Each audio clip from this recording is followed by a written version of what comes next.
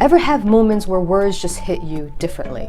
Like these words are speaking directly to you. Well, today I'm going to share how 10 powerful words woke me up from a religious cult and changed my entire life forever. But this isn't just about cults or religion. It's actually about how control sneaks into our lives without even us realizing it.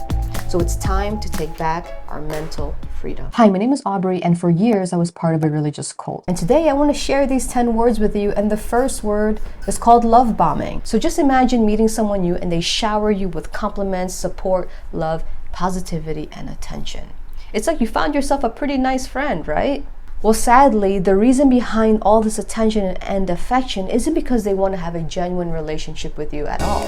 It's actually because they have a hidden agenda. And this is a sneaky recruiting tactic to influence you, to influence your emotions to join the group. But it doesn't stop there, because this tactic is actually part of a bigger process called indoctrination. Because these friendly folks will introduce you to the rest of the group. And if you do say yes, well, it's going to be you versus them. You're going to be stepping into their territory. And the rest of the group is going to start love bombing you some more. And you're going to be so blown away by how nice and how happy and how positive these people are. It's like stepping into a whole new world. Like, how is it possible that everyone in this group all think and act the same? That's because everyone is fed the same script. They're all fed the same information at the same time over and over and over again, until that information becomes their beliefs, until that information becomes all that they know. It means teaching someone to accept a set of beliefs without questioning them. You just start accepting everything and question nothing. And stick around, because I share the one word that really woke me up, and it actually made me want to fire my therapist for even saying this word to me. And the more you hang out with them, the more that you are fed their information, you all of a sudden find yourself in this collective identity where everyone thinks the same, believes the same, and act the same. And when your beliefs change, well, your behavior changes. And now you're adjusting who you are to fit into their box. This is what you call conformity. When you want to fit into the group's expectations, values, their rules, even if it means that you are losing your own individuality, even if it means that you are unknowingly sacrificing your authenticity. And this creates a sense of community, right? You know, people having the same mindset, people having the same purpose, I guess. But this is when I realized that we cannot confuse conformity with unity. Let me repeat that. We can't confuse conformity with unity, because conformity is fear-based. It's unhealthy obedience where you are influenced to change who you are so you are socially accepted. Where unity is love-based, where you can freely be who you are without having the fear of any consequences, of losing your community, of being excommunicated. Now at this point, your authenticity has been pushed down, because now it's buried with the group's identity, the values of the group, the rules of the group, the expectations of the group. You are no longer thinking your own thoughts. And when you are not thinking your own thoughts, you cannot make your own decisions. And so now when it comes to making decisions, you don't prioritize what you want. You don't prioritize what you need. You care more about what the group thinks, what the leaders think. You care more about keeping the peace and conformity of the group so that you stay in the group, so that you stay socially accepted. This is what you call groupthink. You know, I believe that this is really one of the reasons why when people leave the religion or a controlling relationship, they have a very difficult time to make their own decisions, because they were, in a sense, just people pleasing, you know, just being a follower. And I realized that in order to control someone's life, you have to be able to control their mind. And one strategy, of course, is to control the information, to only feed you their information and to instill fear so that they don't look at outside information. So I was sneakily taking in self-help books, but I was really drawn to that type of material and that type of literature, you know, so much so that it actually started to give me mixed emotions. I was fearful and paranoid, but at the same time, I was actually feeling a sense of enjoyment. And then enjoyment turned into confusion. And then confusion turned into stress. I mean, have you ever experienced this type of discomfort of holding two conflicting beliefs at the same time? How do you spell it? Cognitive dissonance. Sorry. I think I spelled that right. Cognitive dissonance. Cognitive dissonance is when you're experiencing mental and internal discomfort because you're holding two conflicting values, two conflicting beliefs, two conflicting attitudes. It's when your actions are no longer matching with who you are internally. So my mind and spirit, if you believe in that, was dominated by conformity. But it was only when I allowed my mind to slightly be open to different information. That's when my authenticity actually started to wake up a little bit, because I had this strong urge to just discover something else, to evolve into something else, and to feel something else. I mean, can you imagine? Like, I had this pain of unfulfillment and unhappiness. I felt like I was alive but not living. And so gradually, that helped me to fade and to kind of stop all my activities, my religious activities. But unfortunately, this was right before the pandemic, which was probably the worst time to leave a doomsday cult, because I went from feeling unfulfilled to being traumatized. Because here I am leaving a doomsday cult who always believed that Armageddon is just around the corner.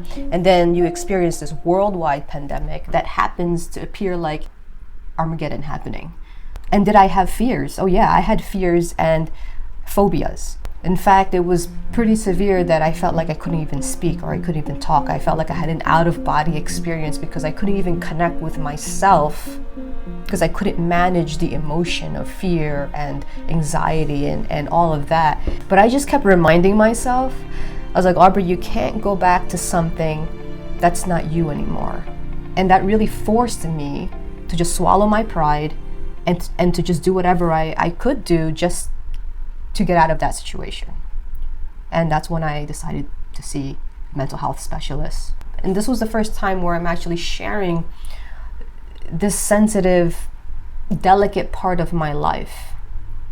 And so I was probably telling her in pieces, oh yeah, like I just left this religion, and I feel scared, I feel confused, I don't even know what's happening, I feel ashamed, I feel guilty, the end is coming, I can't focus. Yeah, it was really dark and heavy for me. And then she said this: that religion, Jehovah's Witnesses, well, that's a cult. And what you're experiencing is spiritual abuse. Abuse happens when someone of spiritual power uses that power or abuses that power to control others. Abuse. To control the members so that it supports their agenda, basically.